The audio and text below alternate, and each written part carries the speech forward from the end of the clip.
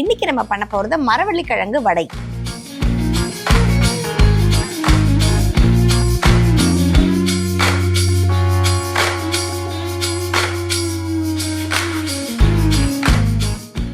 இந்த ரெசிபியை பண்றதுக்கு தேவையான பொருட்கள் என்னென்னு பார்க்கலாம். மரவள்ளிக்கிழங்கு வடை செய்ய தேவையான பொருட்கள்: மரவள்ளிக்கிழங்கு 300 கிராம், கடலைப்பருப்பு 1 கப், சோம்பு 1 டீஸ்பூன், இஞ்சி 1 துண்டு, புதினா சிறிதளவு, வெங்காயம் 1, பச்சை மிளகாய் 2, காய்ந்த மிளகாய் 1, கொத்தமல்லி தழை சிறிதளவு, உப்பு தேவையான அளவு, எண்ணெய் தேவையான அளவு. மரவள்ளிக்கிழங்கு வடை பண்ணுறதுக்கு தேவையான பொருட்கள் என்னென்னு பார்த்தாச்சு. எப்படி பண்ணுறதுன்னு இப்போ பார்க்கலாம். இப்போ ஃபஸ்ட் பார்த்தீங்கன்னா நம்ம ஒரு மிக்ஸி ஜார் எடுத்துட்டு இந்த வடைக்கு தேவையான அளவுக்கு நம்ம மிளகாய் சேர்த்துக்கலாம். ஒரு 2 காஞ்ச மிளகாய், இது கூடவே ஒரு 2 பச்சை மிளகாய் போல் சேர்த்துக்கலாம். ஒரு துண்டு இஞ்சி, இந்த மாதிரி தோல் எடுத்துட்டு ஒரு துண்டு இஞ்சி, இது கூடவே 1 டீஸ்பூன் அளவுக்கு சோம்பு. இதை ஃபஸ்ட்டு நம்ம பொடி பண்ணிக்கலாம்.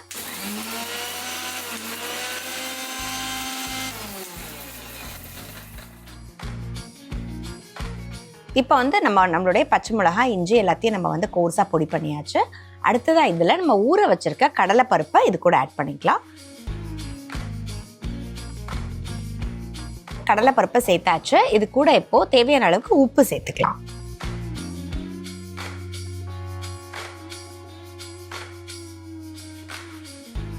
இப்போ இதை க்ளோஸ் பண்ணி இதையும் நம்ம கோர்ஸாக அரைச்சி எடுத்துக்கலாம்.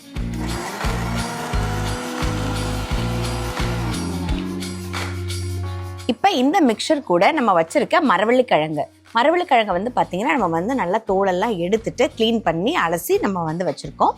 இதையும் இது கூட சேர்த்து நம்ம அரைச்சிக்கலாம்.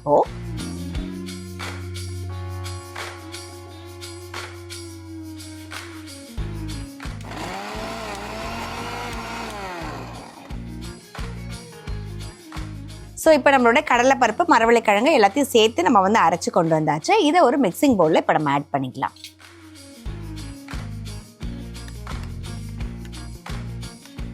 இப்போ இந்த வடை மிக்சரோட நம்ம மற்ற இன்க்ரீடியன்ஸ் எல்லாம் ஆட் பண்ணிடலாம். நல்ல பொடியாக நறுக்கி இருக்க வெங்காயம்,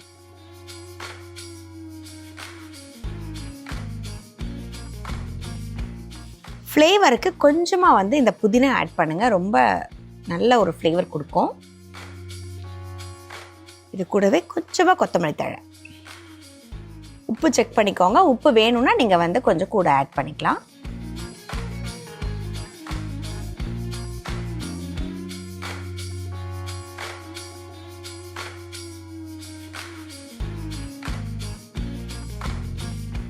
இப்போ வடைக்கான மிக்சர் பார்த்தீங்கன்னா நம்மக்கிட்ட ரெடியாக இருக்குது. இதை நம்ம சின்ன சின்னதாக எடுத்து நமக்கு எந்த சைஸ் வேணுமோ நம்ம இப்படி தட்டிக்கலாம்.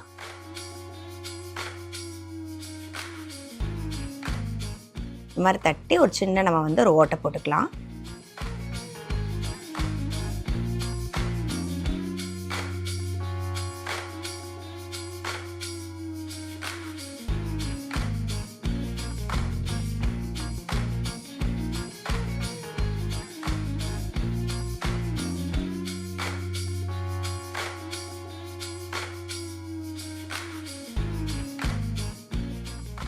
இப்போ மரவள்ளிக்கிழங்கு வடை பார்த்தீங்கன்னா நல்லா சூப்பராக நல்லா கிறிஸ்பாக ரெடி ஆயிடுச்சுங்க. இப்போ இதை நம்ம ஆஃப் பண்ணிவிட்டு அப்படியே ஒன்று ஒன்றா எடுத்து சர்வ் பண்ணிடலாம்.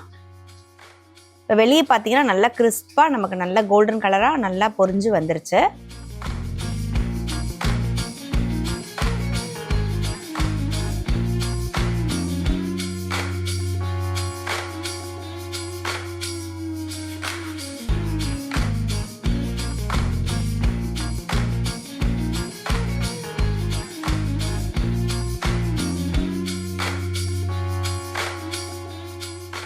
நம்ம பண்ணிட்டு இருந்த மரவள்ளிக்கிழங்கு வடை பார்த்தீங்கன்னா இப்போ சூப்பராக ரெடி ஆயிடுச்சுங்க. இது ஒரு ஈவினிங் ஸ்நாக்குக்கு ஒரு ஆப்டான ஒன்று தான். ஸோ நீங்களும் உங்கள் வீட்டில் இந்த மாதிரி மரவள்ளிக்கிழங்கு சீசனில் வாங்கி ட்ரை பண்ணுங்கள். ஸோ ரொம்ப டேஸ்டியாக இருக்கும். அதே சமயம் ஹெல்த்தியும் கூட தான் இது.